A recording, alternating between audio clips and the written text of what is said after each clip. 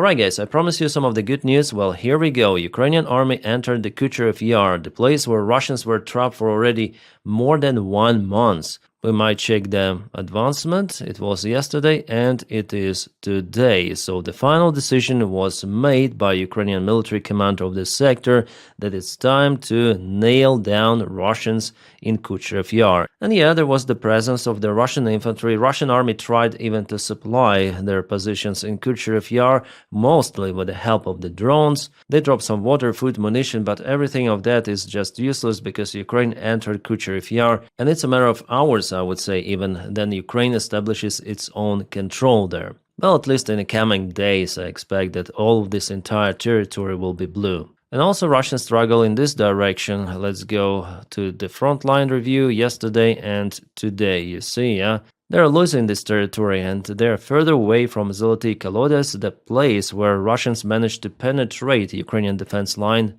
before. If we take the map update from another analytics, Ukrainian Witness, they show, definitely Ukrainian soldier is putting Ukrainian flag. Kucherov Yar is at least partially liberated. Awesome news, just fantastic, so it shows that definitely the Russian assault operation to break Ukrainian defense completely miserably failed. Some of the analytics like Noel reports, they say that Kucherov Yar was already liberated. We'll see tomorrow or the day after tomorrow, then we get more of the drone images. And it looks like the remaining Russian soldiers in Kucherov Yar, they just surrendered to Ukrainian army, judging on this drone video. So absolutely great job done by our guys. The Micro Center 3 analytic publishes something like that. So for the last 24 hours, Ukraine definitely advanced towards Kucherov Yar, but here his information is mostly as in a deep state military map update. Plus in the south here, Ukraine gets more territories. You can see this blue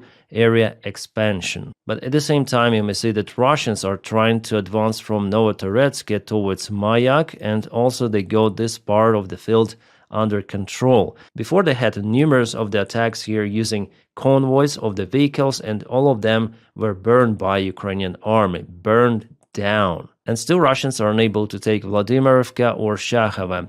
Well, the situation here is, I would say, after all, is better for Ukraine. Well, if we go to the Pokrovsk itself, the Russian small offensive there with a limited amount of the forces failed, and it has been confirmed that this territory of this district, probably industrial one, is under Ukrainian control still. So even though Russians here went to the southern part of the city with the main forces, but they cannot propel very fast here, and for the last couple of days I don't see any sort of the movement. Well, at least from the Russian side.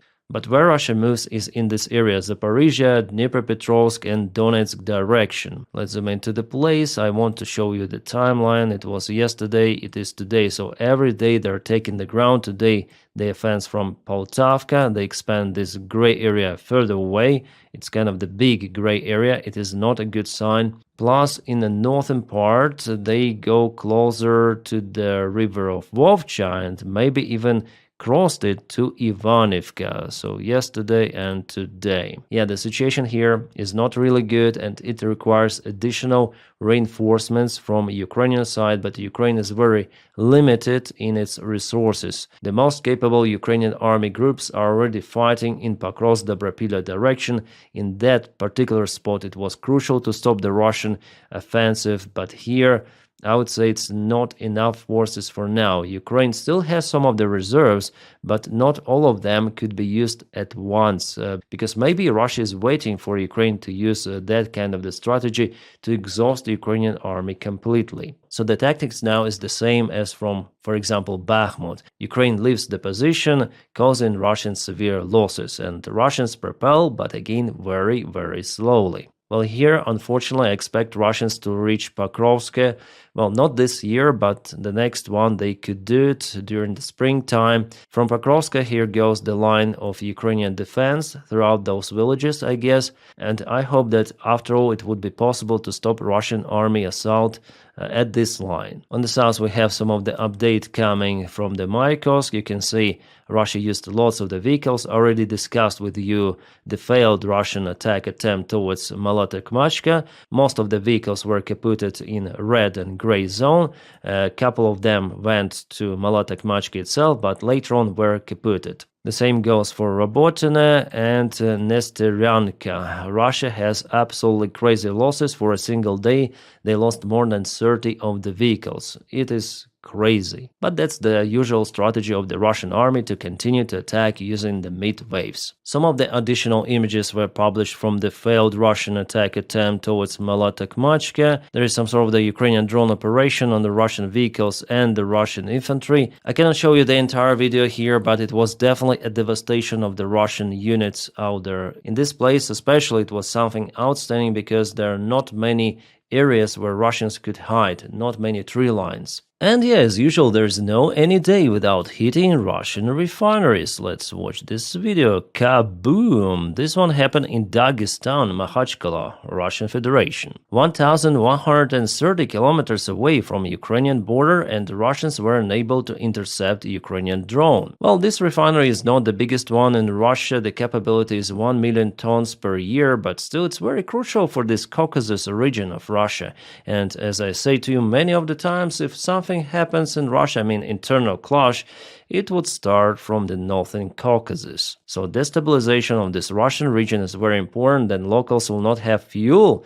Oh my god, they all drive cars, they like to do it. Also in Saransk, Russian Federation, there were some of the kabooms yesterday night. Smolensk, the local power plant, got on fire somehow. Bryansk as well, some of the electronic substation, the small one but still. And what is also very interesting, the oil facility in Europe. For example, this one is located in Bratislava, and it is also connected to some of the Russian companies. The oil enterprise MOL in Slovakia. So just for the last couple of days, 3 of the oil facilities in Europe connected to Russia were kaboomed. And I do not believe in this coincidence. Someone is doing it. Who? Hard to say. I don't think that it's Russia, but I also don't think that it's Ukraine, because for Ukraine it's also not profitable. Because if Ukraine is accused of those actions on territory of the European Union and NATO, it's not a good thing, especially for Ukrainian military support. Well, Russia also attacked Ukraine the last night. There were numerous of the strikes on the Ukrainian, even civilian infrastructure. And for example, in Kharkiv, Russians hit kindergarten. For now, I am out of the information whether there were some of the casualties among minors, but what I know that in Kyiv Oblast, one of the missiles hit the residential building, a household, and one family was unalived, including one infant, one child, mother, and grandmother. It's crazy. Russians have a new tactics. They no longer launch their cruise missiles from strategic bombers. Well, at least it was not in this case, because they understood if they fly their bombers, Ukraine is getting prepared for the strike. Well, here attacks mostly happen abruptly, simultaneously using drones, and some of the even ballistic missiles plus Kinjal hypersonic missiles were launched by Russian MiG-31 planes. Plus also Ukrainian energy infrastructure was hit, and now there are lots of the blackouts for tomorrow also planned even in the capital city of Kyiv. And in most of the regions of Ukraine it's going to be hard, and this winter itself is going to be tough compared to the previous one. Putin escalates not just against Ukraine, but against entire world. Today he started the nuclear military drills, which involve everything: strategic aviation, nuclear submarines, and obviously ICBMs, intercontinental ballistic missiles. One of those missiles, I think it's named Yastin, was launched towards the direction of the United States of America. Just a reminder to Donald Trump that who is the boss out here. Plus Russia sent the official notice to the White House stating that it is not willing to agree on the current ceasefire conditions proposed by the White House and Donald Trump personally. Then Donald Trump stated that it's better to freeze the current situation on the front lines, that everyone should go home and so on. No, Russia insists on the full occupation of at least those territories which they officially put in the Russian constitution. But I would say that they think to go even further, because what's the use of their forces deployed in Kharkiv Oblast Sumy, Dnipropetrovsk, because those regions are not in the Russian constitution. Well, that trick with the fake referendum was just done for public, for PR. The main aim of Putin is to occupy Kiev and Ukraine and put the puppet government like they did with Lukashenko. Yeah, now Russians even may vote for Belarus president. Crazy. Well, I think after all, the White House, at least the part of that administration, including Marco Rubio, they start to understand that something is going wrong with Putin, that he is not ready for ceasefire, and maybe let's press him more. So here we have the breaking news published by the Wall Street Journal just right now. United States lifts key restrictions on Ukraine's use of the Western long-range missiles. Here we speak about Storm Shadow, Scalp, and maybe ATACMS. And definitely yesterday night on the strike on Bryansk, there was Storm Shadow missile used. And even though this missile is being produced in Europe, but still it uses some of the components of American military factories. So United States may restrict the use of this weaponry, which they did before, even under previous White House administration. But now Ukraine may strike, I guess, everything it wants, and there are no restrictions. Moreover, United States will continue to provide Ukraine with additional intel about the targets on Russian territory. Some sort of the escalation coming, which is good. Escalation, I mean, from Western democracies, including USA. So those are the great news. There is some of the kaboom even in Chelyabinsk. That is outstanding because it's really, really far away. Yeah, definitely some of the facility. I think it's called Plasmas Enterprise, something like that. It is a military facility. They make some of the plastic parts for Russian munition. Ukrainian SBU modernized some of the drone boats. This is the Grad system probably installed on top, at least partially. Sea Baby drone, yeah. And what we have here, probably air defense cannon. I think Ukraine already used that one somewhere in Novorossiysk port. Yeah, Ukraine definitely mastered the drone production, including drone boats. I think Ukraine has the best modifications of those.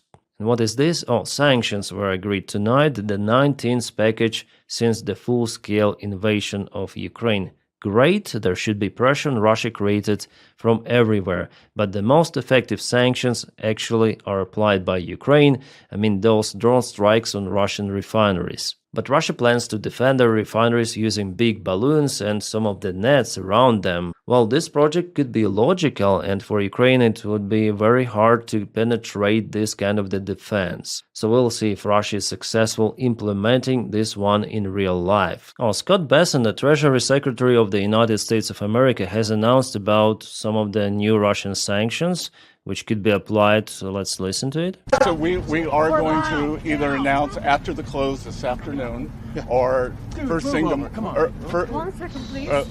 or first thing tomorrow morning a substantial pickup in Russia's sanctions. Some substantial pickup on the Russian sanctions tomorrow. Well, I'm eagerly waiting for it. Looks like Doni was harassed a little by Putin's behavior, then maybe they spoke about different stuff before, almost agreed on a meeting in Budapest, but later on Putin just wants what he wants, and he doesn't care about Donald Trump. He uses Donald Trump as his personal puppet weaponry. So far successfully. I just hope that Doni applies something on Russia. Well, as usual, he might tackle at any moment, usually the very last moment. The main idea for Putin is just to extend the time with those negotiations, meetings, calls, and so on. But he does the same stuff what he does in Ukraine, targeting civilians, as you saw today, in this review. Just crazy stuff happening. The move to release all of the restrictions for Storm Shadow and Scalp, it is great. It should have been done years ago, but at least today we have it. My friends, please check out my channel Dennis Davida for another videos. For example, I filmed about Gripen fighter jets, which were agreed to supply for Ukraine. 150 of the units, crazy, but unfortunately it will take so much time for those to arrive. Nevertheless, it's the great move. And my friends, thank you so much for continuing your support on Patreon and also on membership of the channel. Without your support, my job wouldn't be possible. So thank you for it once again. And guys, I wish you all a peaceful sky wherever you are, and have a great time.